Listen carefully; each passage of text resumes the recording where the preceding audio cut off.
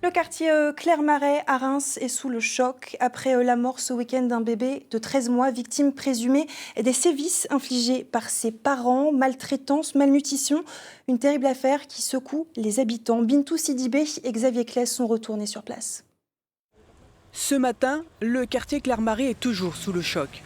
À la boulangerie située en bas de l'immeuble où vivait la famille, personne ne comprend. Les vendeuses ont bien aperçu la mère et l'enfant dans la boutique, mais pour elles, aucun signe ne laissait penser à une telle issue. On n'imagine pas tout ça. C'était dire tous les soirs, on donne tout le pain restant, on le donne à une association. Tous les soirs, il est derrière la boulangerie. On allume mal nourri. Enfin non, c'est pas possible. Je veux dire, avec tout le pain qu'on jetait et qu'ils auraient pu venir chercher, c'est pas possible. Et pourtant, c'est un véritable calvaire qu'a vécu l'enfant de 13 mois. Arrivé cet été de la région parisienne, le couple vivait dans cet appartement insalubre de 20 mètres carrés situé au 2e étage. C'est le père qui donne l'alerte vendredi soir. Le petit garçon est retrouvé inanimé par les secours qui le transportent à l'hôpital. Il décédera dans la soirée.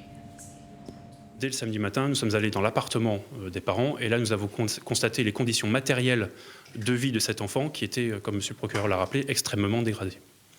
Avec effectivement aussi un certain nombre de constatations de police technique et scientifique qui ont amené des éléments matériels supplémentaires permettant d'attester de nombreux sévices à l'enfant.